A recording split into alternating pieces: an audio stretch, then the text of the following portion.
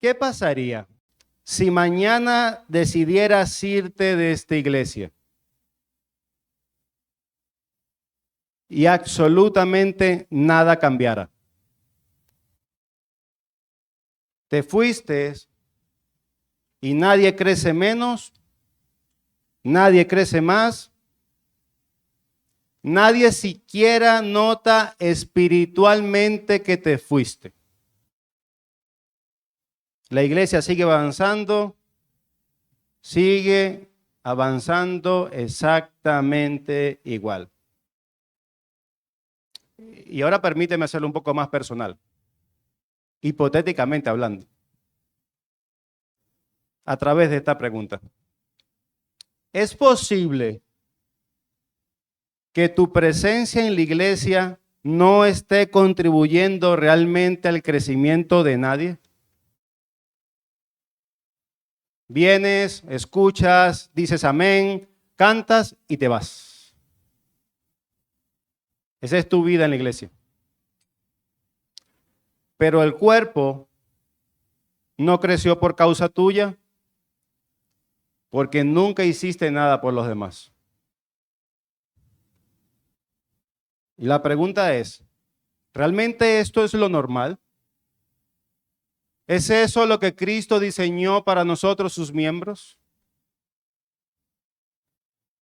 Porque hermanos, cuando miramos las grandes catedrales en la historia, descubrimos algo fascinante. A simple vista parecen imposibles de hacer. Toneladas de piedra suspendida en el aire, desafiando la gravedad, incluso desafiando el tiempo. Pero todo ese peso descansa sobre una estructura específica. Es lo que se conoce como el arco de ojiva. Y aquí está el secreto que entendieron los arquitectos en su momento.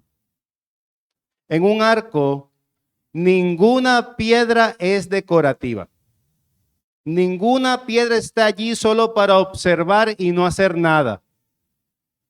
Cada piedra ha sido tallada de forma única y colocada en un lugar específico, y escúchalo bien, para cumplir una función que ninguna otra piedra puede cumplir.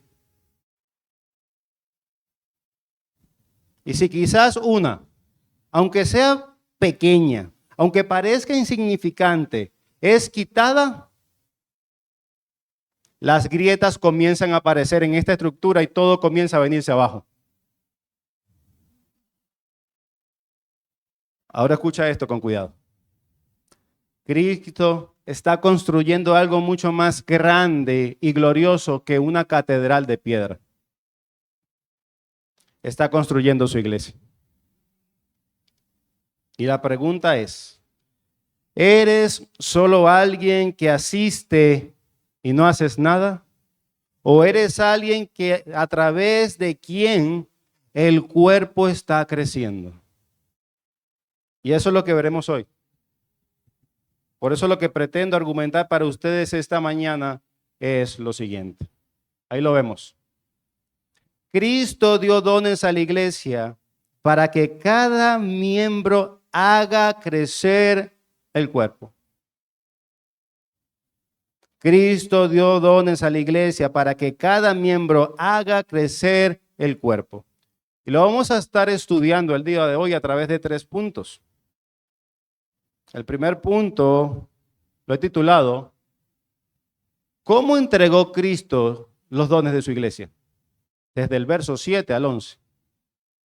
El punto número 2, ¿para qué fueron entregados los dones? Verso 12 al 14. Y punto número 3,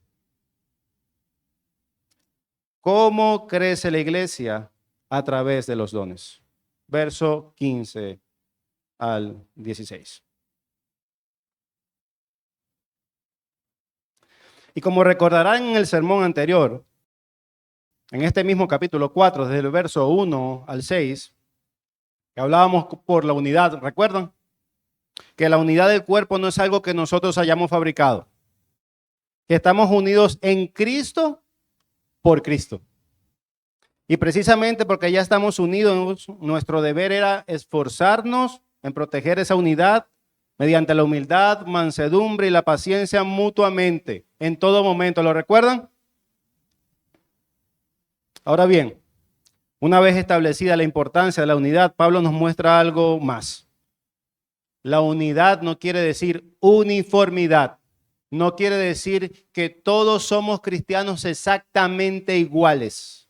Él introduce la importancia de la diversidad de los dones para el servicio mutuo y como Dios bendice a la iglesia a través de ellos.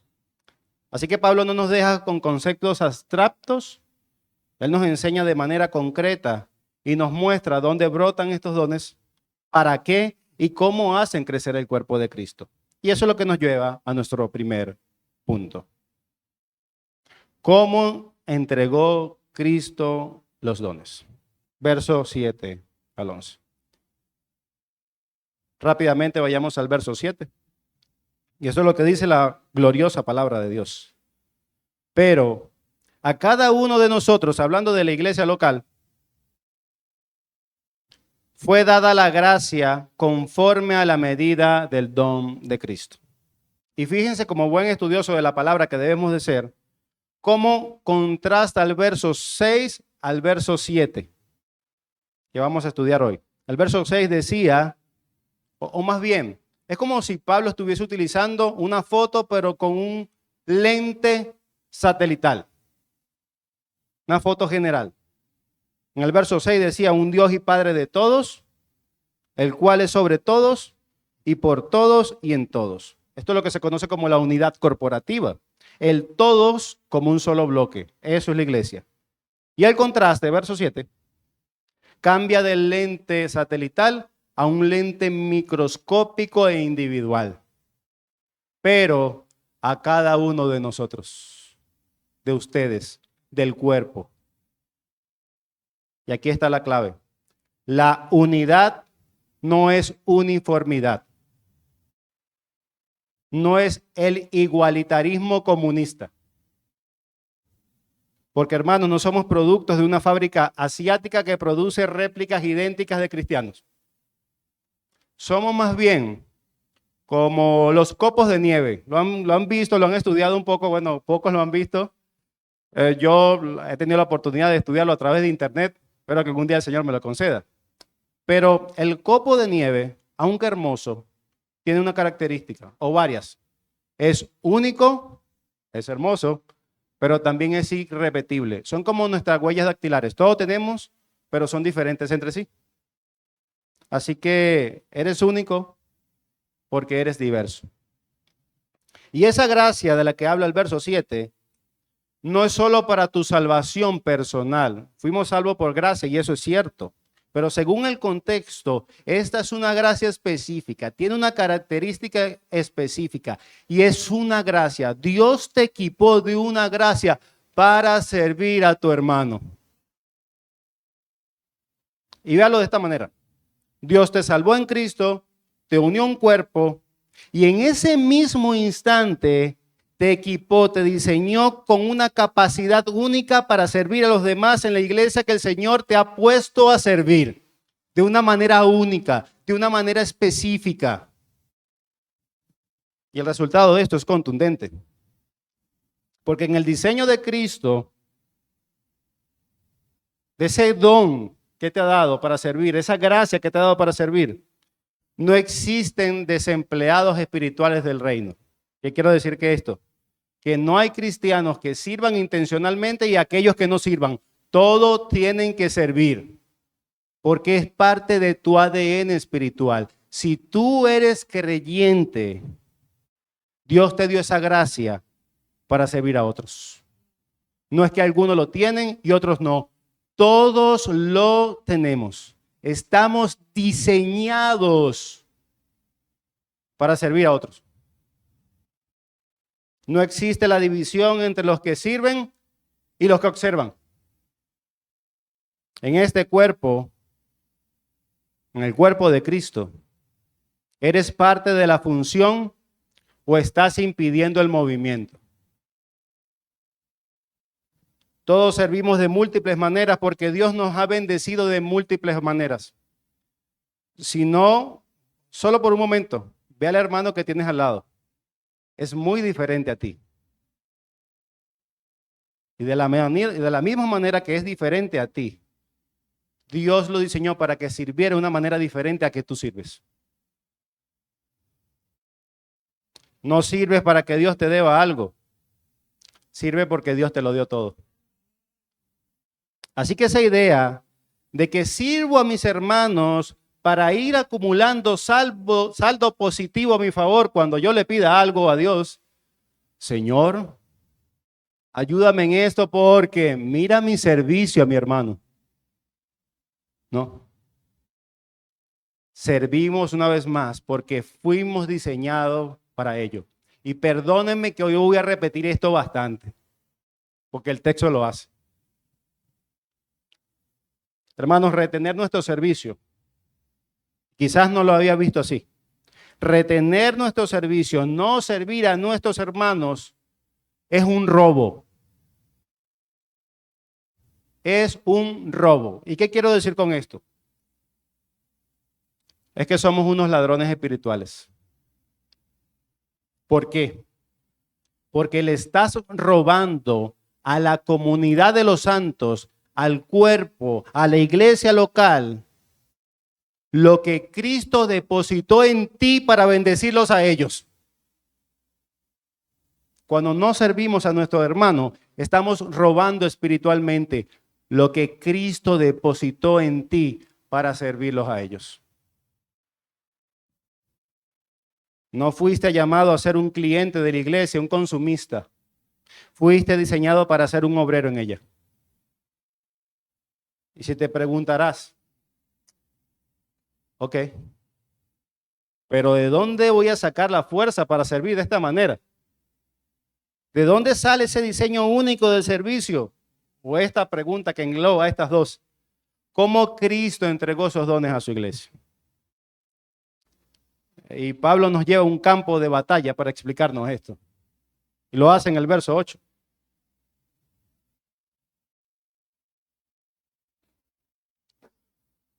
Por lo cual dice, subiendo a lo alto, llevó cautiva la cautividad.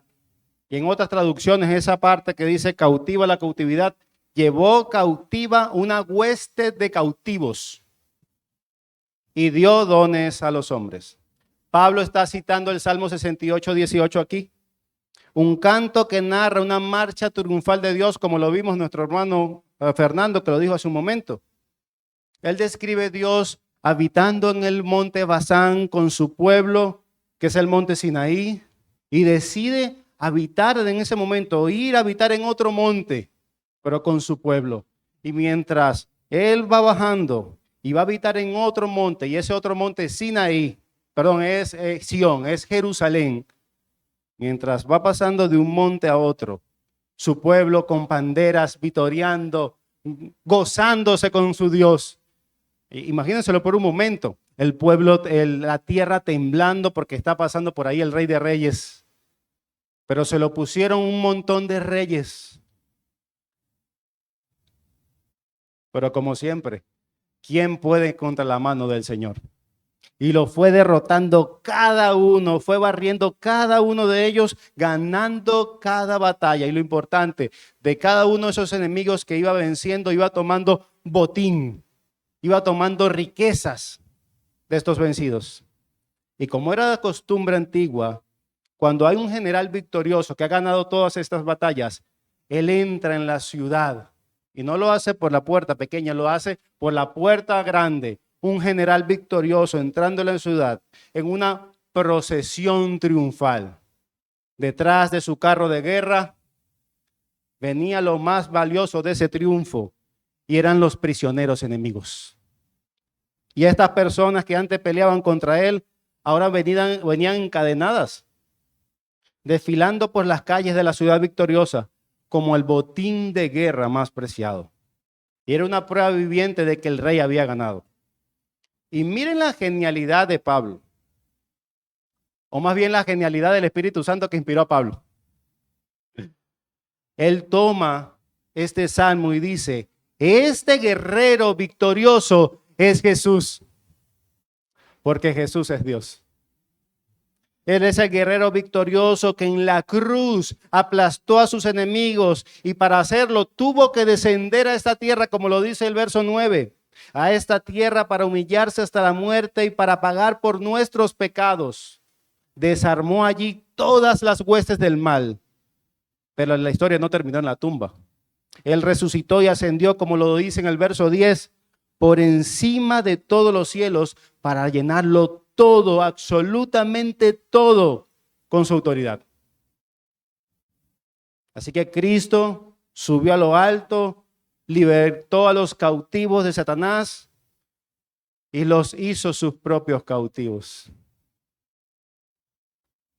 Los hizo esclavos de Cristo. Y aquí es la pregunta clave. Porque tradicionalmente cuando este rey llegaba a la ciudad, este es el botín, quería bendecir a su pueblo, repartía las riquezas, el botín con su pueblo. ¿Cuál es el botín que él reparte para la edificación de su iglesia? ¿Cuáles son las riquezas que él reparte para la edificación de su iglesia? Mi hermano, mi hermana, el botín somos nosotros. Los prisioneros somos nosotros. Y escucha esto bien. Los que antes marchábamos encadenados por nuestro pecado, que éramos hijos, como lo dice C.S. Lewis, del Señor de las profundidades, odiando a Dios y siendo sus enemigos, fuimos capturados por su gracia por medio de la cruz. Y antes, lo que éramos prisioneros de guerra, enemigos de los que merecían la muerte, ahora somos el botín del rey. Él nos tomó de las filas del enemigo, nos limpió y nos trajo a su ciudad triunfal, que es la iglesia. Y aquí está el milagro. Cristo no nos mantiene encadenados para exhibir nuestra miseria,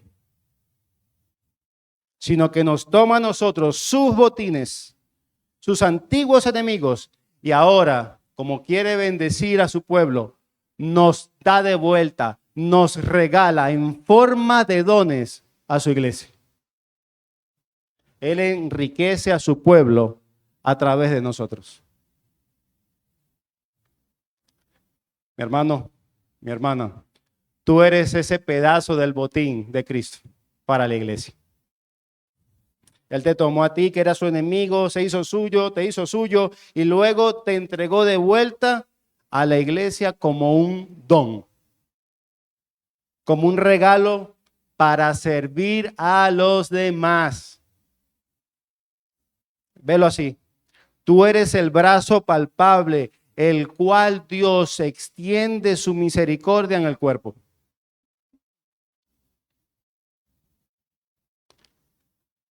¿Y será que he llegado a la iglesia correcta? ¿Será? Hermano, tú no estás aquí por accidente.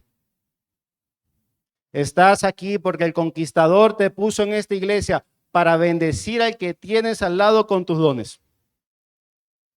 Y de ese botín, de esos hombres transformados en dones, Cristo tomó algunos regalos específicos para guiar a su iglesia, como lo vemos en el verso 11.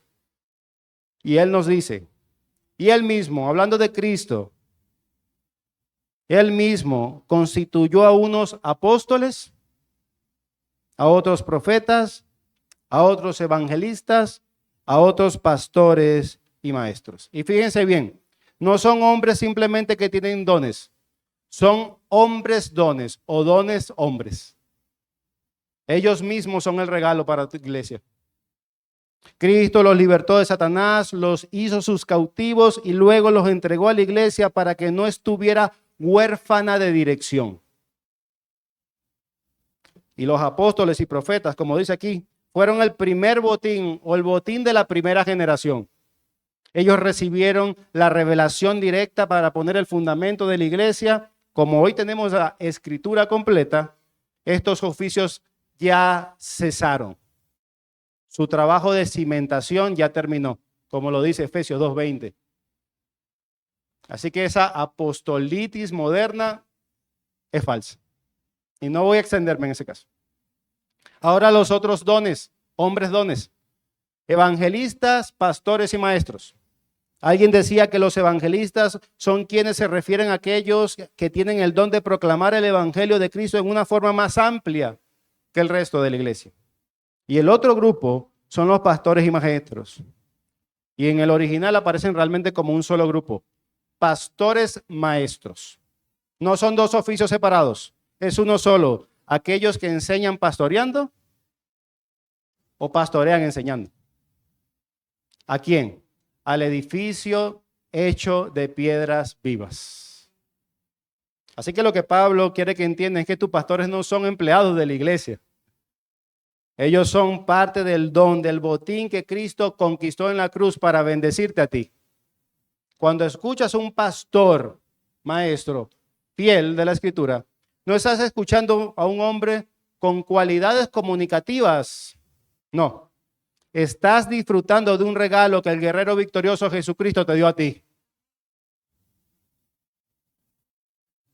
Para que no camines solo. Para que no camines sin dirección. Ahora, esto nos lleva a una pregunta lógica e inevitable.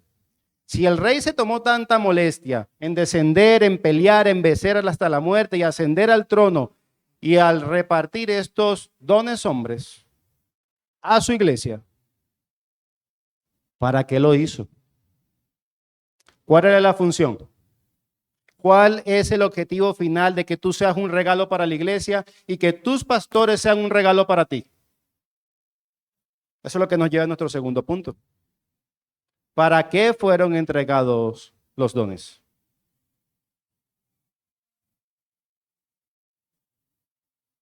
Desde el verso 12 al 14. Verso 12. A fin de perfeccionar a los santos para la obra del ministerio, para la edificación del cuerpo de Cristo. Así que los pastores maestros fueron entregados, según el verso 12, para ti, para equipar a los santos, para perfeccionar a los santos, para la obra del ministerio. Y escúchalo bien, la obra del ministerio, y esto quizás sacuda algunas mentes, la obra del ministerio no la hacen los pastores. Equipan, perfeccionan a los santos para que ellos lo hagan, para que edifiquen el cuerpo de Cristo. Ok, pastor. Entonces, ¿cuál es la obra del ministerio que debe hacer un cristiano en la iglesia local? Verso 13 al 14. Hasta que todos lleguemos a la unidad de la fe y del conocimiento del Hijo de Dios, un varón perfecto, a la medida, a la estatura de la plenitud de Cristo, para que ya no seamos niños, fluctuantes, arrastrados por el error. Si lo podríamos reducir en una palabra, para que sean maduros. Los pastores y maestros equipan a los santos para que maduren, o en palabras del texto, para que crezcamos a la plenitud de la estatura de Cristo. Y eso es madurez. El ministerio. ¿Cuál es mi ministerio? Escúchalo bien. Es ayudar a tu hermano a madurar, a crecer a través del servicio sacrificial.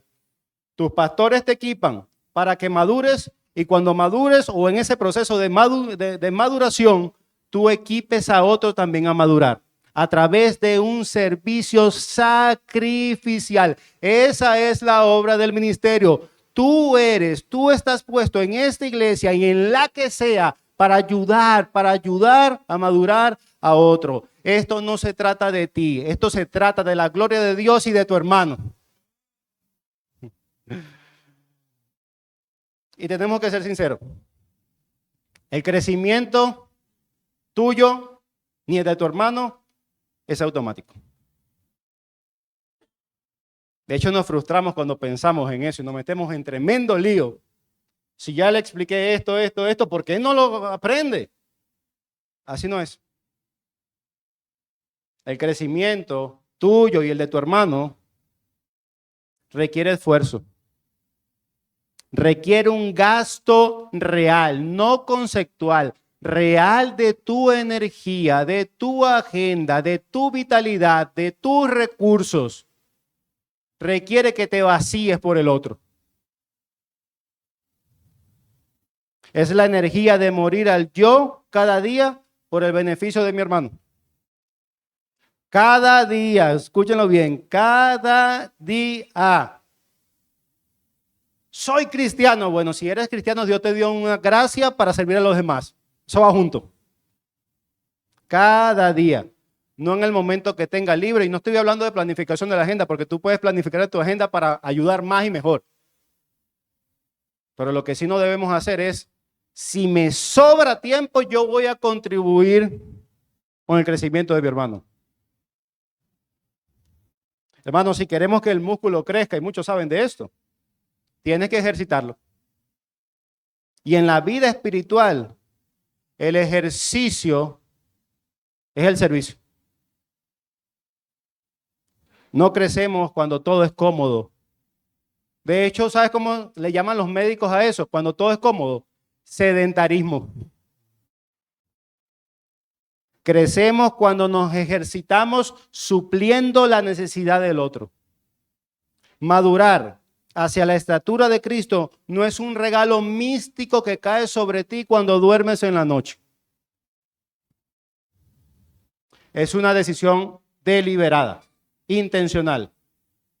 Es invertir tiempo en los demás cuando nadie te ve, para que el fruto se vea donde otros lo necesitan. Y escucha atentamente eso. Estás gravemente equivocado si piensas que esta congregación o cualquiera existe para tu consumo. La iglesia no es algo para ser consumido. Hay gente que ve la iglesia como una obra de teatro. Pues esta no es una obra de teatro donde venimos a ver a los actores profesionales. Se siento, ve los actores profesionales, que en este caso pastores, diáconos, servidores. Después que termina la obra, contento, aplaudo y me voy. Esto no es una función de teatro, donde actúan solamente los profesionales. Esta es la obra de Dios. Y todos estamos no solamente llamados, fuiste diseñada para involucrarte. Así que debemos acabar con esa mentalidad de consumo, de cliente. Y muchos de nosotros, lamentablemente, tenemos esa mentalidad. Estoy aquí para consumir música, relaciones, recursos y luego me voy. Drenaste a la iglesia y me voy. Este pasaje desmiente el consumismo y exige más bien contribución. Este equipamiento que la Biblia habla quiere hacer algo en ti y en mí. Es cambiar nuestra mentalidad. O más bien, traer madurez a nuestra mentalidad. Y veamos cómo luce la mentalidad de consumo a través de algunas preguntas. Y yo creo que es bueno hacérnoslas para ver si tenemos una mentalidad de consumo en la iglesia. ¿Qué dice tu alma? ¿Vienes a la iglesia pensando así? ¿Qué puedo obtener yo de esto? ¿Qué hay para mí en esta iglesia? Mira, yo voy a esa iglesia porque yo me quiero casar, porque yo quiero tener buenos amigos, etcétera, etcétera, etcétera. Y no es que esté mal que te cases en la iglesia y que tengas amigos, pero si tu principal deseo es que voy a esta iglesia para tomar algo de ello y no para servir, estás equivocado. Esa no es la mentalidad de alguien maduro, sino alguien consumista. ¿Qué gano yo con asistir? Sacas tus matemáticas individualistas y dices, no saco mucho aquí, mejor me voy. ¿Vale la pena invertir mi tiempo aquí? Y la última pregunta. ¿Me compensa el esfuerzo de estar aquí domingo tras domingo, los miércoles, estar llamando a los hermanos, tener comunión con ellos? ¿Realmente esto vale la pena? Así piensa una mente consumista. Y la lista es infinita. Te estoy dando solamente unas preguntas diagnósticas. En tu mente pueden existir más. Pero la madurez llega cuando ese tipo de preguntas mueren. y nace una mentalidad de servicio. Cuando empiezas a cuestionar desde el amor tu interior y a ver a tu iglesia, ¿qué puedo dar? ¿Qué puedo hacer? ¿A quién puedo bendecir hoy? ¿Dónde está esa necesidad que nadie ve, no para ir corriendo a los diáconos, sino para suplirla yo? ¿Cómo puede mi presencia en esta iglesia sumar al cuerpo? ¿Cómo puedo vaciarme en beneficio de mi hermano? ¿Cómo? Y una pregunta que define a alguien que va madurando, la siguiente, y creo que la más importante. ¿Cómo puedo servir a mi hermano para que él crezca a la plenitud de Cristo y sea cada día más como él? La obra del ministerio no es venir y llenar un asiento aquí. Eso no es la obra del ministerio. Es convertirte, la obra del ministerio que Dios te ha llamado a cumplir es convertirte en el puente para que el hermano que tienes al lado alcance su madurez. En pocas palabras, tú eres un ministro de Dios, miembro de trono de gracia. Tú eres un ministro de Dios. No como los apóstoles, los profetas, pastores o evangelistas,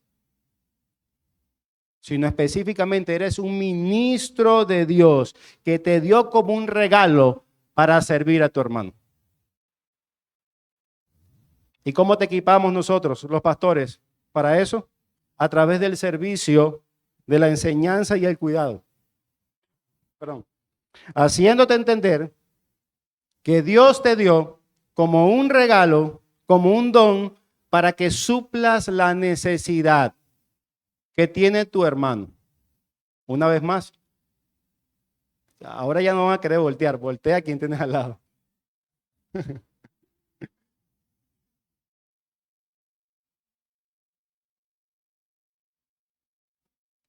Pero pastor, eso luce muy lindo, pero yo no sé cuál es mi don.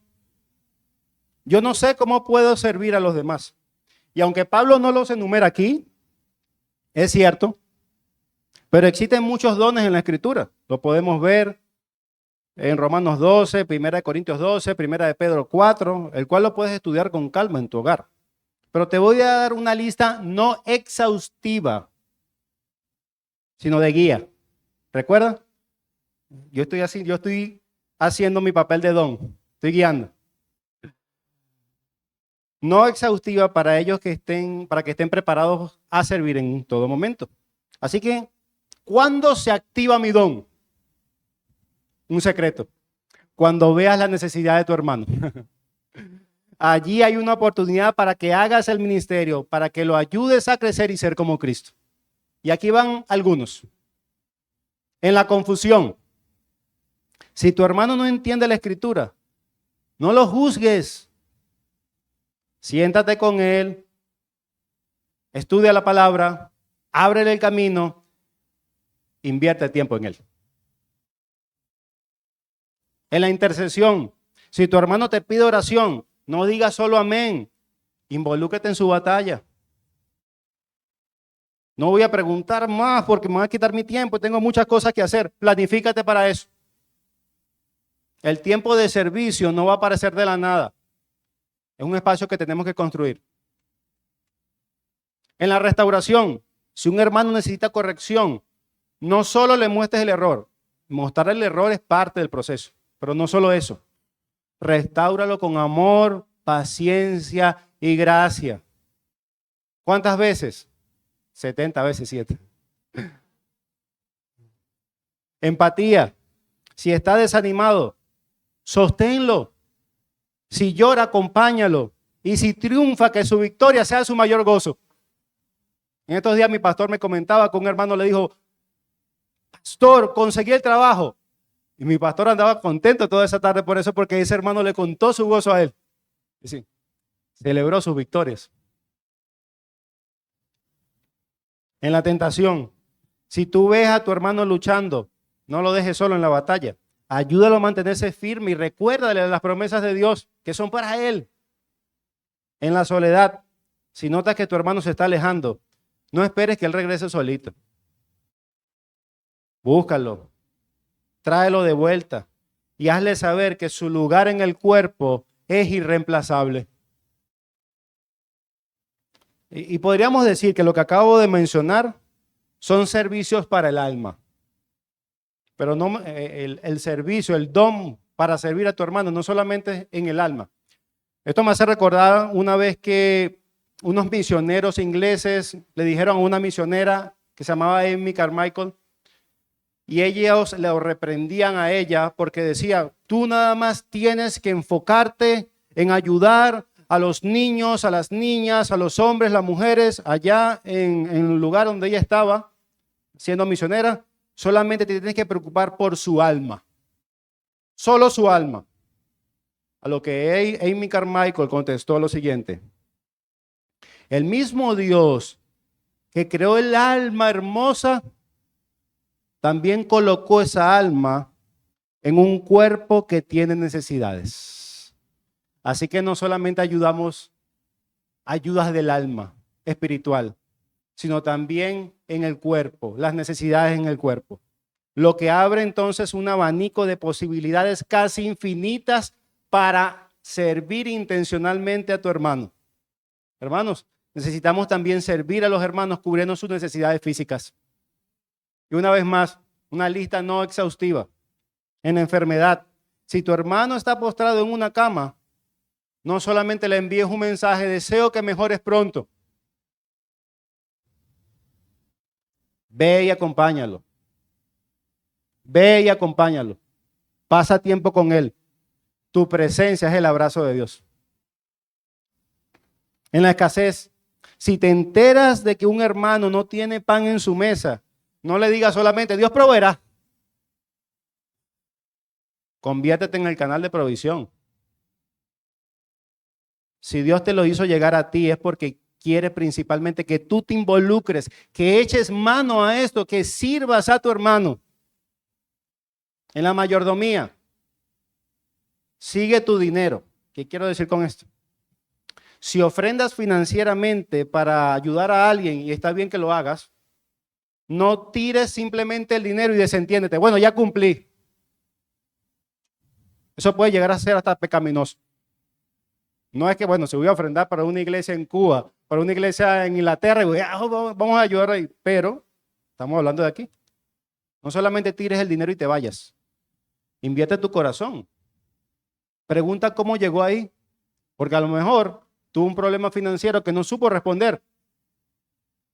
O no es porque tuvo un problema, sino simplemente necesita que estés ahí dándole aliento.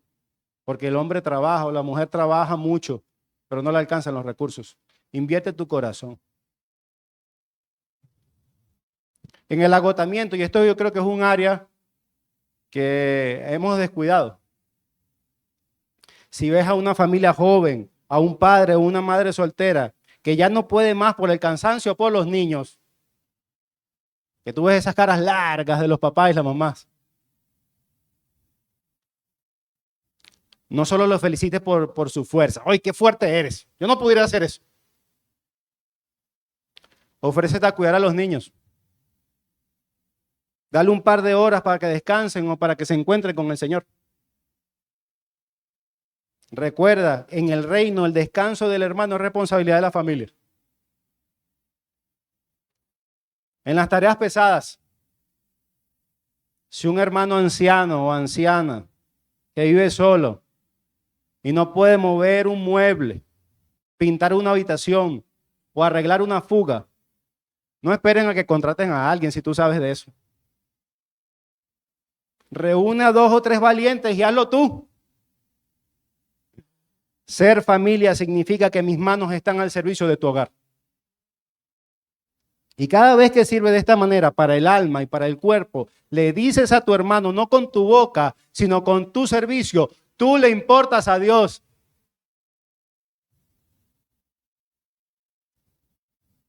Y miren lo que produce este crecimiento en el cuerpo de Cristo. O este servicio más bien. Mira lo que produce cuando servimos de esta manera. Produce crecimiento, como lo vamos a ver en el punto 3. ¿Cómo crece la iglesia? A través de los dones. Verso 15. Sino que si siguiendo la verdad en amor, la verdad que hemos escuchado en amor, el servicio, crezcamos en todo aquel que es la cabeza, que es Cristo, de quien todo el cuerpo, bien concertado, unido, cada quien en su lugar, entre sí, por todas las coyunturas, que se ayudan mutuamente según la actividad propia, recibe su crecimiento para ir edificándose en amor. Según la actividad propia, según el matiz que Dios te dio. Y permítame ilustrarlo. ¿Cómo luce esa ayuda? La Biblia habla de coyunturas, que realmente son puntos de unión. Coyunturas. Une una parte del cuerpo con otra. Imagina que cada uno de nosotros, y esto lo vi en primera vista cuando mi hermano Luis y mi hermano Carlos fueron a ayudarme a la casa, a instalar una tubería. Yo tengo dones en otra cosa ahí, ¿no? Bueno, y lo imaginé de esta manera. Piensa que es como una tubería. Uno es un codo, un anillo, una T y un niple. Y esos conceptos pregúntaselo también a ellos. Si tú te desconectas de los demás, el agua se detiene. El problema de no estar en conexión vital con tus hermanos no es solo que no das, sino que dejas de recibir. La vida viene de Cristo, la cabeza, es cierto, pero Él decidió por su soberana voluntad que la vida fluya a través de sus miembros. Si tú no estás conectado, estás bloqueando la bendición que Dios quiere pasarle a otros a través de ti, a través de tu servicio. No te desconectes, no te aísles. Te haces daño tú y también haces daño al cuerpo, el cual el Señor te diseñó para servirlo. Cuando nos desconectamos, cuando nos aislamos, no solamente nos hacemos daño a nosotros. Le haces daño al cuerpo que Cristo pagó por salvar.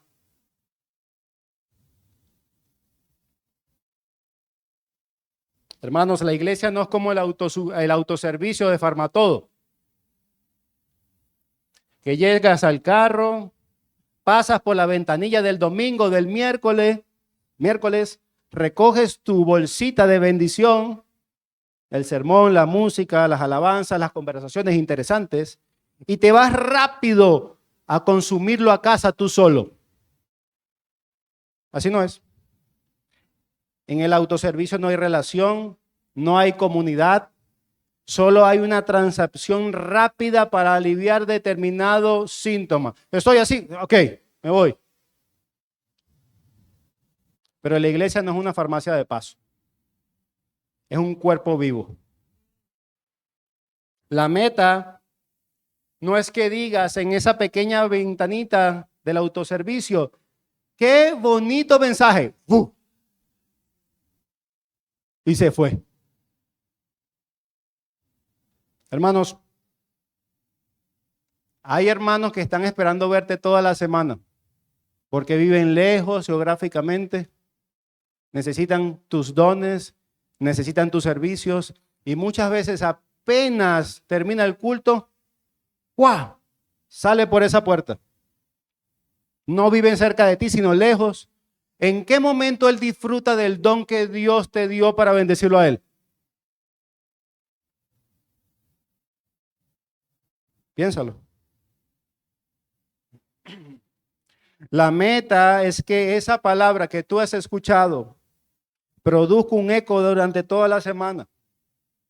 En tu devocional, en escuchar la palabra, los miércoles, los domingos, en tu lectura bíblica. Y todo eso que Dios ha traído en ti o para ti, no es solo para ti.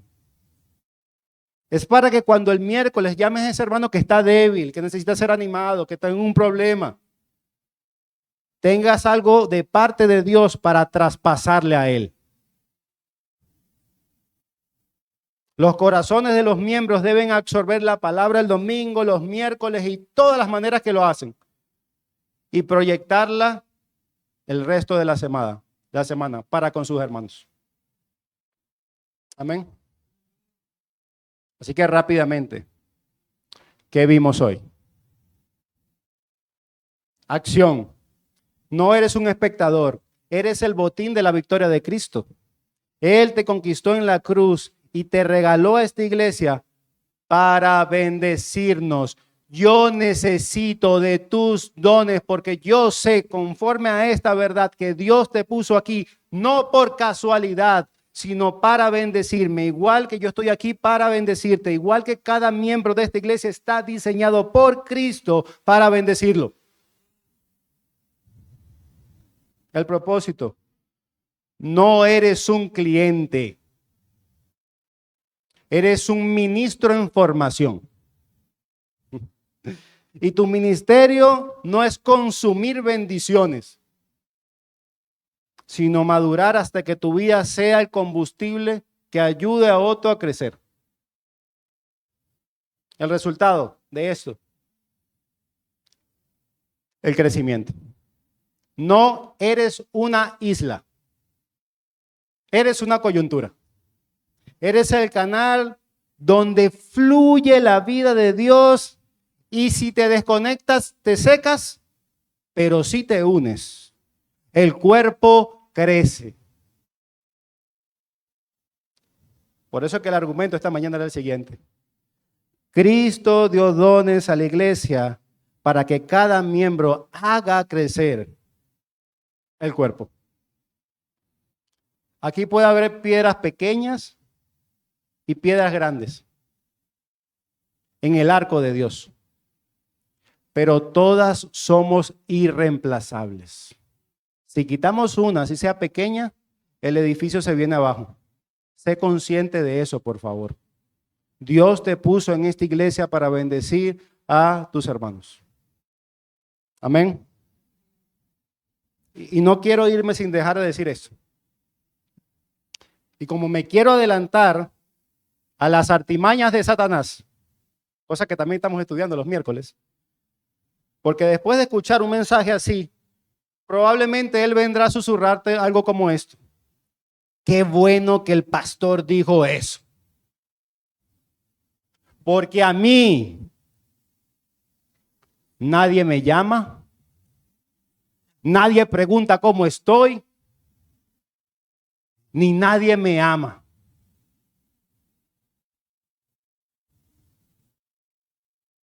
No, mi hermano, mi hermana. Cambiemos ese chip satánico de la autocompasión. Ese chip satánico, cambiémoslos. Písalo, destrúyelo. Ese pensamiento es un parásito que drena la vida de la iglesia y no te deja servirlos. Hoy el Señor nos dice: olvídate de eso y empieza a llamar tú, empieza a servir tú, empieza a amar tú, empieza a entregarte tú. Cristo no te salvó ni a ti ni a mí para que la iglesia gire a nuestro alrededor. Nosotros no somos el centro del universo. Nosotros no somos un tornado de amor que consume todo y nosotros en el centro. No. Él nos salvó para que fuéramos ese don, ese regalo para tu hermano. Te salvó para que te entregaras por tu hermano, como Él se entregó por ti. Mira a tu alrededor, nuevamente. Estos son los hermanos que Dios te mandó amar. Este es tu cuerpo. Esta es tu familia, desde aquí hasta la eternidad. Así que sal de aquí no con una bolsa de Farmatodo corriendo. No. sino con las manos listas para sostener y servir a tu hermano. Escúchalo bien. ¿Sabes por qué? Porque no eres un espectador, eres un servidor. Oremos. Señor, perdónanos, porque muchas veces hemos sido espectadores, muchas veces hemos caído en la autocompasión de que me amen a mí, a mí, a mí, a mí. Perdónanos y ayúdanos, clarifícanos, Señor. Ayúdanos a abrazar esta verdad de nuestra vida, que realmente seamos servidores abnegados, que no lo veamos como una carga, sino como un deleite. Límpianos, destruye el obstáculo que no nos permite vivir conforme a lo que tú has creado en Cristo. Permítenos ser servidores. Esto no es una carga, es un deleite. Perdónanos, Señor, porque muchas veces no lo hemos visto así. Así que con sinceridad, ayúdanos a tener un arrepentimiento genuino y empezar a ser los servidores que tú nos mandas a hacer. Te lo pedimos en nombre de Cristo Jesús. Amén.